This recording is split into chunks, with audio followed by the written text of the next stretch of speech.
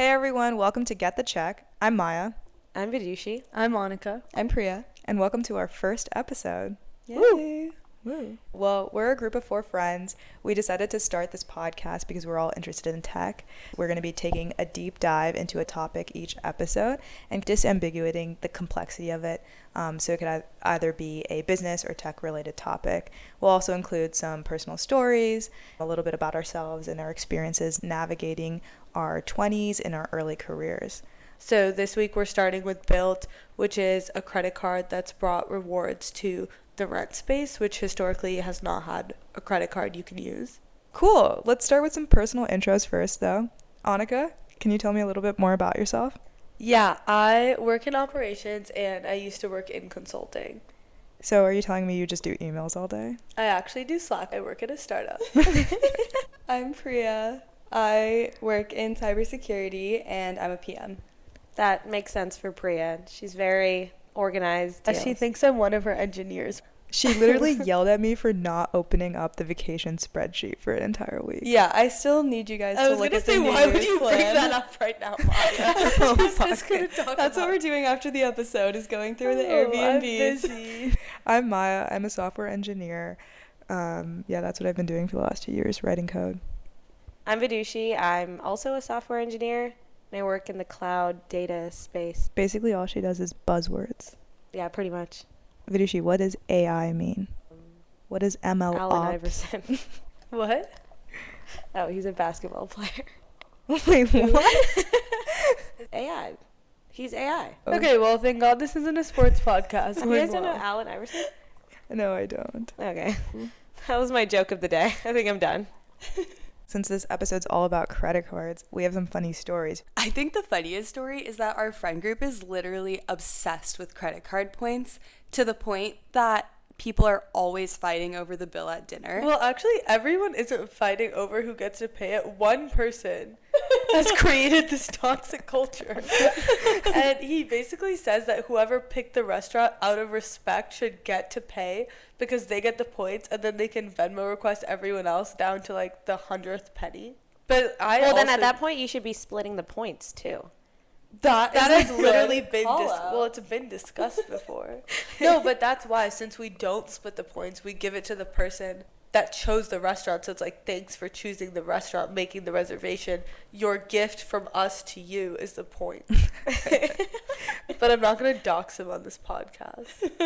Wait, Vidushi, didn't one of your coworkers have 72 credit cards? Oh, yeah. He has 72 active credit cards. That's absurd. And he has like a spreadsheet that tracks every single one, like when exactly the sign-on bonus and all of that stuff like kicks in, like how much he has to spend. To be fair, once you collect enough credit card points and like those sign-on bonuses, Annika and I are traveling for the rest of the year on flights that we booked with credit card points. Yeah, we never pay for flights. Yeah.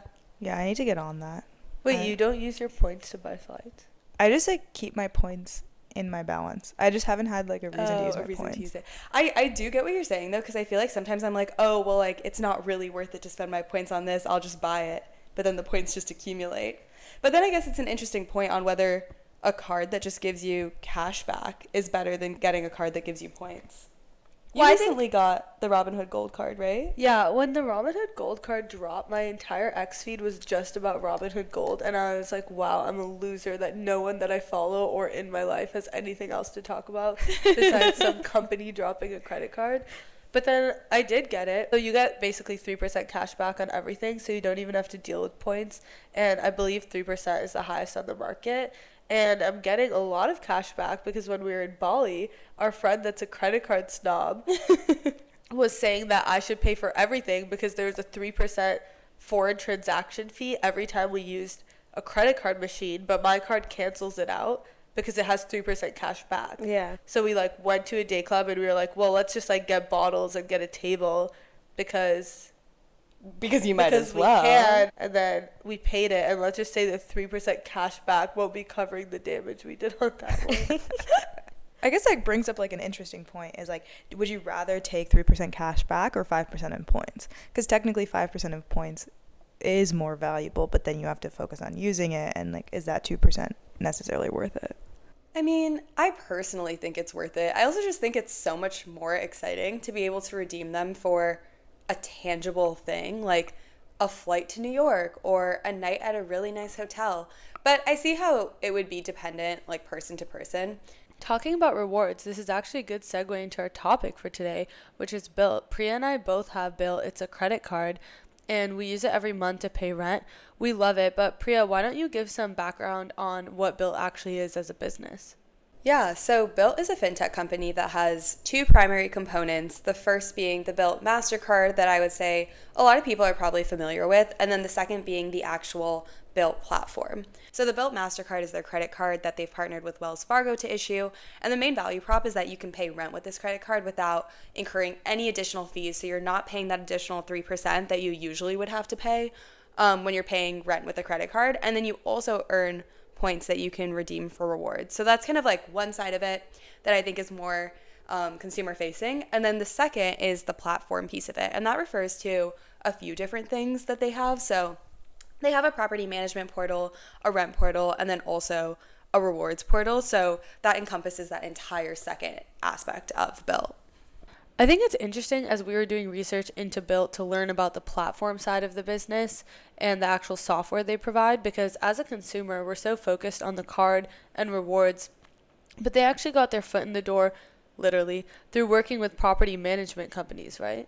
Mm-hmm. Yeah, both the platform and the credit card were launched in June of 2021. But prior to that, they went to property management companies like Yardi, who manages Rent Cafe that we're all too familiar with, to make sure that they would actually partner with them and process rent payments without the fees. Wait, can I just say Rent Cafe sucks? Has Wait, anyone I else haven't used paid it? my rent yet this month because I can't figure it out. No, Oh it- yeah, I haven't. No, I actually might just make you pay it because no, my the card thing is like on. bugs out every time. It like times out every single time I touch it. Yeah, I texted my friend today. I need an executive assistant to pay my rent, but unfortunately, I'm currently at the level of an executive assistant, so I don't get one. I feel like it's also just confusing to figure out like where everything is. Like you have to go to click on the property in the first part and then like move to like just the whole user experience is not very intuitive. Yeah, but these guys have like a tie-up with Greystar, which owns like tons of buildings in the States. And like, and I guess that relationship tie just keeps them around. Otherwise, if it was on the user experience, I don't think they would win on that. Yeah, and I think that's exactly what BILT saw as the gap in the market, because they were like, clearly no one's having a good experience using these platforms, both the property managers and the renters. And I think they've done a really good job coming out with something that, at least to me, seems to have a generally positive sentiment across the board. It's kind of like one of those fields like car washes where technology hasn't really taken a hold, and BILT has really been able to capitalize off of that in this like rent platform, loyalty, rewards market. I mean, it was launched in June of 2021, and after that they had more than 1 million accounts open in the first 18 months, which is really impressive. Yeah, I feel like BILT was in the news for a bit a few months ago, and a bunch of articles came out, including the Wall Street Journal article talking about how they're losing Wells Fargo $10 million a month. I mean, that's a huge headline, right? And so what kind of made us curious to look into this is, as consumers, we use it, we see it, so we wanted to know why these things are happening, what's going on, why is it losing Wells Fargo so much money, and why do we find it beneficial to us? So just to understand what's going on behind the scenes. It is really interesting to think about what's going on behind the scenes. I always feel like fintech is one of the industries I understand the least because there's so many different stakeholders. Maya, as our resident subject matter expert on all things fintech, can you explain how credit cards usually work and then what BILT is doing that's a little bit different? So a little overview of normal credit cards. What they do is they provide a network effect between three stakeholders: the bank, the consumer, and the business. So a little bit about why a business would accept credit cards. A business normally accepts a credit card with a little bit of a fee towards a credit card company so that they don't have to manage the risk of a consumer paying them back. It's a lot of effort to go chase after that consumer and chase after that money. So they're willing to pay a little bit of a fee in order to get that money right away and not have to deal with the headache. Then the credit card company and the bank work together to kind of split out some terms of, one, what risk tolerance are we okay with for our consumers who are using this credit card, and two, what are the interest fees we want to charge our consumers, and how can we get money between managing our risk, like taking on a little bit of risk while also not taking on too much risk. And so between taking on a little bit of risk, getting those people to pay the interest fees and the interchange fees, both the bank and the credit card make money. So that's like a little bit about credit cards. So what's the hardest part about starting a credit card? Yeah, so this is super interesting. Most times when you start a credit card, you slap it onto a platform that already exists, aka Robinhood Gold, like we were talking about earlier. Mm-hmm. Robinhood has a bunch of consumers trading on their platform, and so they can easily attach a credit card. A bunch of consumers will sign up and want to use it. Same thing with the Venmo card. This also works for banks, so banks will attach a credit card arm to their business as well. BILT is interesting because they weren't part of a platform at first, so they needed to create incentive for people to sign up. Mm-hmm. And so they just found a category of spend that was untouched, aka the rent space. But what's really interesting is that most landlords actually do not want to accept a credit card. When landlords approve their renters, they're doing risk evaluation when they're approving you to rent. Mm-hmm. So they believe that you will pay on time, mm-hmm. and they believe that you won't be a risky customer. When a business allows you to buy a cookie, they're not doing any sort of risk evaluation. Mm-hmm. So by them doing upfront risk evaluation, that's them hedging the 3% that they don't have to pay later towards a credit card company. In this case, they can collect most of the money because they already made sure that the people that they're charging are people that will pay back, because they're doing that risk evaluation up front. So really the 3% is this like fee that businesses are willing to pay so that they don't have to manage risk. But that makes sense. Landlords have to always manage risk because they're allowing people to live in their homes and rent their properties. But so once somebody has paid with a credit card, let's mm-hmm. say like they pay with a credit card their rent, mm-hmm. Once that transaction goes through, regardless of whether the user of that credit card was able to pay it back or not, it doesn't affect the property management. Like, they don't have to deal with the fact that that money isn't coming to them because it's already come to them. Exactly. But if a consumer were to pay for a debit card, they actually have to make sure that money comes from the debit card. Right. Or if they were to pay with a bank account. And so in this case, when they allow their renters to pay with a credit card, they pass the 3% fee mm-hmm. to the consumer. Mm-hmm. And then to your earlier point about how usually you're slapping it onto a platform that already exists, since they weren't doing that, they picked something like rent that's very untapped, so they have essentially no competition, and consumers are still willing to get it because, at least for me, rent is my biggest category of spend. And I want to build my credit score, and right now, when I spend on rent, that's not going towards my credit score when I'm paying for my bank account. Yeah, it's also really attractive because this category of spend is always increasing. Mm-hmm. We know that with the housing crisis, people who are high income earners can't actually afford housing anymore, really. And so the number of renters will always be increasing. And so really attaching yourself to this category is going to set you up for success if you're talking about volume of spend. But yeah, and like I saw that there's essentially 35% of American households that continue to rent. So that's like a very high percentage of the number of households that are actually spending on rent. Yeah, it's almost like 50 million, right? Yeah, like 45 million. And then also now on top of all of this, I get rewards. So I just have to make 5 transactions on my BILT card every month. I just have a reoccurring Amazon charge set up to get a gift card. And then I get 1% back in BILT points. Yeah, and they also have, like on dining, you get 3 times back. And they have like different rewards. I know they have rent day discounts, so on the first of the month, you can get things like free Soul Cycle classes or things that are exciting in the neighborhood. So there's a lot of different benefits, and I think they gamify the platform really well as well. I know that someone we know actually won the free rent paid by BILT. Yeah, she got her rent paid for by BILT. What? They choose a few people every month and just pay their rent for them as long as you interact and play the game. This month it was with Paris Hilton, so it was Encore in Paris playing some game together, and I was like, wow, this is so fun. Yeah, I think it's really clear to the consumer why this credit card is attractive, but I'd like to know more about like why BILT as a platform is attractive to property management. Yeah, BILT has grown such a large user base, so since it doesn't require property management platforms any extra effort to support BILT, it's only beneficial to them. And their SaaS offering is also pretty impressive and can help property managers diversify their revenue stream. Yeah, BILT software for property managers lives on top of the existing property management software that the manager is using, and it helps increase revenue by letting tenants renew leases early or pay automatically, which also has other effects like reducing the amount of errors in the payment. And I think I saw that the case study on their website shows a 30% increase in the amount of tenants that were paying digitally versus on paper or in cash.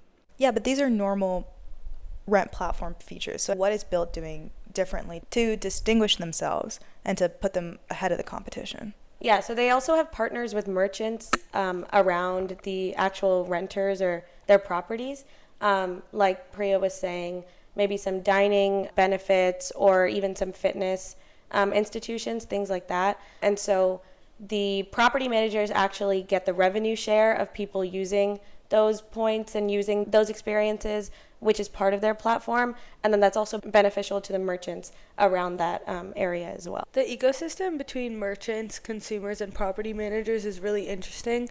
We actually went to one of the restaurants that BILT was partnered with in our area. Yeah, we went to Itria, right? Yeah, it was good. It was like a new Italian restaurant. Mm-hmm. BILT does pick things that are very trendy, and they're super aware of their Gen Z base. Yeah, no, for sure. And I remember when I went on the platform one time, I saw that it had all of my credit cards just pulled up on the platform, and I was really confused how they were able to do that. I was like, whoa, how do you know I have this like Amex card and this Chase card? Subtle and so flex. I looked, what? I said subtle flex of Priya's Amex card. And then I saw that if you link your card on BILT, you're able to, I could, for example, because you get 3x on dining on Chase, you can pay with your Chase card. But if it's a restaurant like Itria that we went to that they're a partner with, you can also actually earn 3x points on BILT. So not only are you earning the 3x points on Chase, but you're also earning BILT points. And so that's a huge benefit to using BILT. Yeah, and it creates loyalty. You're basically creating a loyalty program for these merchants so that they don't have to build out their own. Why do you think BILT is offering 3x on all these specific restaurants? The first reason we touched on earlier is they're trying to create more value for the property management service. So again, the property management service would get a kickback of the spend at that restaurant. The other thing that they're trying to do is they're trying to create a loyalty brand program for each of these individual restaurants. And a restaurant like Itrio can't really manage a loyalty brand like their own. For example, Starbucks gives you 5% off on their orders every once in a while and gets you to keep spending more. But restaurants don't really have the technical capabilities to really manage a system or a service like this. And so by partnering with BILT, they can actually get more of their customers in the door because their customers also want to get extra points on spending at their restaurant. And I even saw that on average, the check size at these restaurants from BILT users is 15% higher. And I don't know if that's because they know they're getting points back or the type of demographic that BILT has, but it's such a good selling point to these merchants and just one more reason why they probably choose to partner with BILT. Yeah, that's crazy. Yeah. Yeah, I'm not exactly sure what the terms they have with those individual restaurants. I'm sure the restaurants have to pay some sort of fee to BILT, but it can pay itself back in more than just 15%. You know, you're really creating a loyalty with the individual consumer at that point. Yeah, and I think like other credit cards have kind of tried to do this. Like I know with the Amex Resi pair up, they have like global dining access. And so there's certain restaurants where you can get reservations for. They might have some experience that you can do if you're an Amex member and you also have access to this. But I think BILT has this kind of like cult following behind it in a way that other credit cards don't. So yeah, it looks like it's benefiting everyone. But what about the bank? Why would a bank like Wells Fargo take on this credit card? The way I see it, I feel like Wells Fargo is maybe a tier 2 player under like JP Morgan, and they probably want to make sure that they're getting a lot of users and that those users have long LTV. And so I think that this is a really good way to get people in their ecosystem while they're young and then hope that they can upsell them things like mortgages and other parts of their financial system down the line. What's LTV? Just like the lifetime value of the customer. So the bank that I decide to join right now at 24 is so much more valuable than them trying to get someone that's 40 years old. And I think that renters are generally younger. BILT's average age of users 31, so not as young as us, but still pretty young. And they haven't bought a house. So Wells Fargo could sell them mortgages down the line. Yeah, and honestly, it works because I didn't have a Wells Fargo account before I opened my BILT card. And in order to set up autopay on BILT, you have to have a Wells Fargo account linked. And so I went ahead and created a Wells Fargo account because, like Annika said earlier, I need something to remind me to pay my rent every month.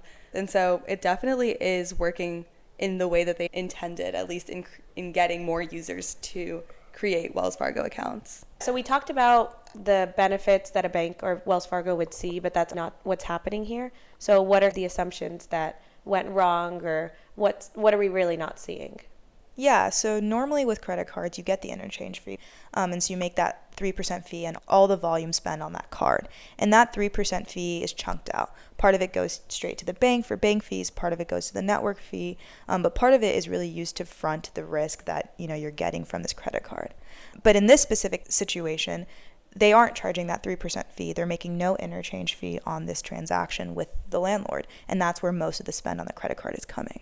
So basically, Wells Fargo has decided that they'll eat the interchange fee that usually gets paid on credit cards, and then I guess they see it almost as customer acquisition spend because they're getting customers. But then they also, and this I didn't know until we were researching for this podcast, on every rent transaction, they're paying BILT 0.8% of the rent transaction. And for every person that signs up for a BILT card, they're just handing BILT $200 per user. So it's a customer acquisition fee that probably ends up being really high, which is why I imagine they're losing the $10 million a month. So they had to have thought that paying 0.8%, paying $200, and losing this interchange fee must have been beneficial to them. So where is really the loss coming from here? So Wells Fargo does earn an interchange fee anytime people use the card to pay for anything but rent. Rent is the exception to the interchange fee. So for example, when me and Priya put her BILT card down at Itria, Wells Fargo made money off of that. And so when Wells Fargo was making assumptions about this card, the assumptions they made were in a couple areas. First, they assumed people would have balances they didn't pay. It was 75% of charges that they assumed wouldn't be paid on time. In reality, it's only 20%. And that's because all the people with this card are as smart and financially stable as we are and are always paying on time. And I think honestly just have stable jobs, even if maybe the profile isn't someone rich enough to buy a house. I think they're young professionals that are stable enough to just have their card on autopay. And then the other assumption they made, which I think is really critical to the future of BILT, is what percent of transactions are rent payments. And they assumed, I think, something like 60, 70, what was it? 65? Like 60 to 75%. Yeah, 60 to 70% would be non-rent payments. So it'd be me and Priya at Itria. But that's not the case because Priya and I only use this BILT card when the restaurant is a BILT partner. Otherwise, we're using our Chase card. And so it's actually only 40% that are non-rent charges, and all the other charges are rent charges, and Wells Fargo is losing money on those charges. They basically made wrong assumptions. I think the assumptions that they made definitely tied to the consumer profile they thought that was going to come to BILT. The problem here, though, is BILT is the one that's doing the marketing. BILT is the one that's doing the customer acquisition. And when that kind of brand doesn't line up with the profile that Wells Fargo is setting, that's where you can get inconsistencies, and that's where your assumptions fall apart. So BILT is really branding themselves as the card for rent. And so people are thinking, oh, I just have to spend this card on rent, and I don't have to care about this card at all anymore. And because Wells Fargo doesn't really have say in their marketing approach, or probably has little to no say in their marketing approach, that's really where they're not controlling that risk vector of making sure that the card spend is up in other categories. It is interesting because Wells Fargo is looking for a certain consumer profile, but that's not the person that's applying for the card. So even if Wells Fargo is making the selection, the pool they're selecting from is not favorable to the assumptions that they made early on. Yeah, so BILT is basically at risk for losing this deal because Wells Fargo is not profiting off of this. So it looks like the deal between BILT and Wells Fargo is at risk right now. And so how can they set themselves up to be better for Wells Fargo or any other bank that they could potentially work with? I think it's what Maya was saying, where right now BILT is the card for rent, but I think that they could brand themselves as the card for renters.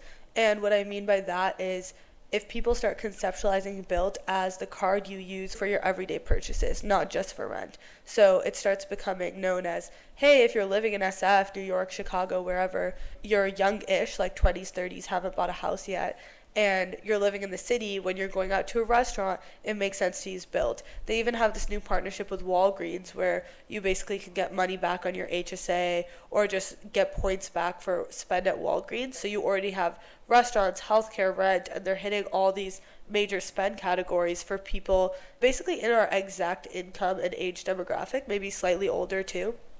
So I could see a world where instead of my Chase Sapphire, I do think about BILT as a card to use. And since getting BILT versus now, I do take the card a little more seriously because I have seen that there's so many areas you can get points in.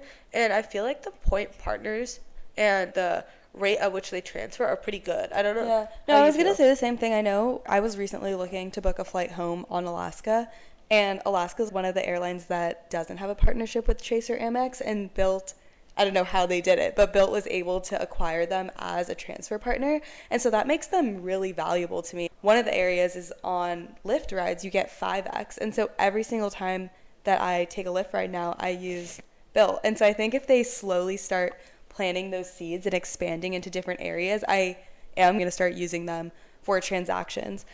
And to Maya's point earlier, the hardest thing with a new credit card is acquiring users, and they seem to have done an incredible job at that. Yeah. And once you have the users, it's way easier to cross-sell them to restaurants. And also the terms of this deal are always negotiable. It's possible that the 0.8% they're paying on rent will change over time, and I could see a world where you shift the burden that different stakeholders are holding, right? Because it's basically like a math equation of how much each stakeholder is gaining or losing. And I think that if right now all four of us kind of agree Wells Fargo is probably getting the worst end of the deal, down the line you could decrease rewards for consumers, which I've seen people speculate on Reddit that maybe BILT would do. You could also increase the amount that property managers are paying, right? Because if it becomes the gold standard of software in the apartment complex space, there's so many nice apartment complexes in SF in New York that are just going to pick the top software. It's the same reason Rippling will always charge so much more than the next HR software, but every startup we work at is still on Rippling. And people will complain about the price going up, but they're not going to leave it. So basically, what we're really saying is that, yes, BILT is at risk for losing this deal. BILT is at risk for not being able to sign another bank. But over the next couple of, 5 years till 2029, they have to rebalance this equation to make it more beneficial for the bank, maybe a little less beneficial for the user, a little less beneficial for the property manager. And they'll be able to fix this issue because they do have the user base to go ahead and do this. Yeah, and because they've been able to acquire so many users, another thing is that people don't close cards because it'll affect their credit score. I have like my first starter credit card that I got in college that I never use ever, and I want to close it because it's another thing that I have to deal with. But because I know it'll affect my credit score, I keep it open. And so it's kind of like one of those sticky things where once they've acquired a customer, they have that customer as long as they're able to get them to use the credit card. So given that Wells Fargo seems to be getting the short end of the stick here, what do you guys think for when it's up for renewal in 2028 or 2029 when they're making this decision? Let's do a quick fire yes or no. Do you think Wells Fargo is going to stay with them or no? Maya, you want to start? I honestly think that probably not. Okay. But I think at that point, BILT will have built more value in their platform. They'll rebalance the equation and a new bank partner will sign because there'll probably be more favorable terms for that new bank. Yeah. What about you, Vajushi? I think they will because I think all of the headlines and all of the talk about BILT has created so much buzz.